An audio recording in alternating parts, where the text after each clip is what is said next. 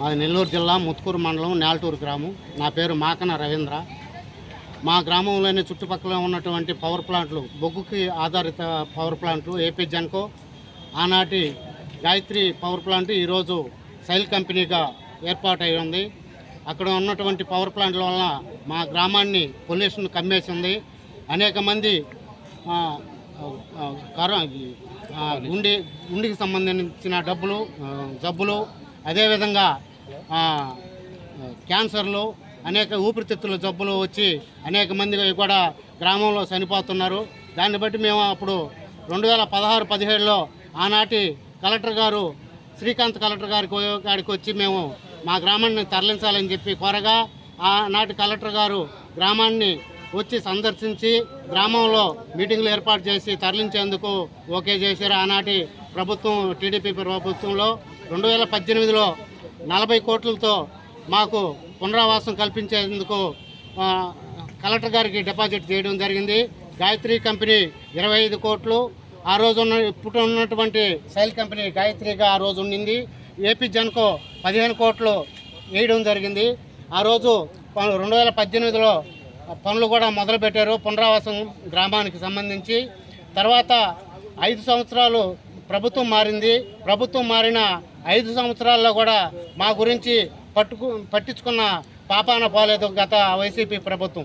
తర్వాత స్థానికంగా ఉన్నటువంటి ఎమ్మెల్యే కూడా మమ్మల్ని అడ్డు పెట్టుకొని ఆయన కోట్లు సంపాదించుకున్నాడు, కానీ మా గురించి మా పక్షాన నిలబడి మాకు కనికరం చూపించకుండా మా గ్రామంలోని అనేక మంది సావుకు కూడా ఆ రోజు కాకాని గోవర్ధన్ రెడ్డి గురయ్యాడు.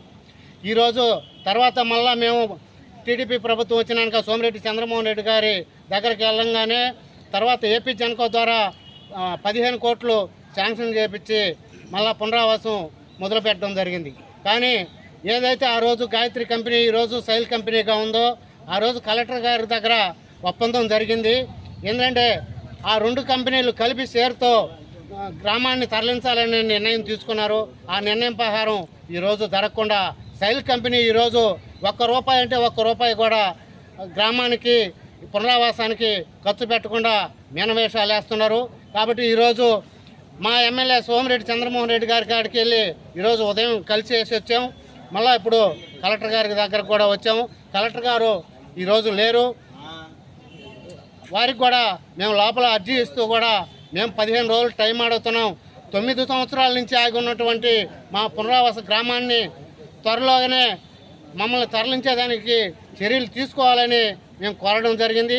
అట్లా చర్యలు తీసుకొని పక్షంలో జూలై 15వ తేదీన ఏదైతే సైల్ కంపెనీ ఏపీ జెన్కో ఉందో ఆ 2 కంపెనీలు కూడా గ్రామం మొత్తం మీద, పంచాయతీ మొత్తం మీద ఏదైతే 3 యాప్డేషన్లు ఉన్నాయి, Nelturu main village, SC colony, Nelturu Palem, ఈ 3 కలిపి కూడా ఆ కంపెనీలని ముట్టడిచ్చేదానికి మేము సంసిద్ధంగా ఉన్నామని చెప్పి తెలియపరుస్తూ, మరోసారి మేము కలెక్టర్ గారిని వేడుకునేది ఏంటంటే మా సావులకి గురి అవుతున్నటువంటి కంపెనీల మీద మీరు చర్యలు తీసుకోవాలా, మా గ్రామాన్ని తరలించేందుకు మీరు మా చర్యలు తీసుకోవాలని చెప్పి, మా ప్రాణాలను కాపాడాలని చెప్పి కలెక్టర్ గారికి విన్నవించుకుంటూ, దీని మీద ప్రత్యేకించి మీ మీడియా వారిని కూడా దీన్ని మమ్మల్ని దృష్టిలో పెట్టుకొని మమ్మల్ని కాపాడే విధంగా ప్రభుత్వం దృష్టికి కానీ కలెక్టర్ని దృష్టికి కానీ తీసుకెళ్ళి మమ్మల్ని కాపాడే విధంగా తమ వంతు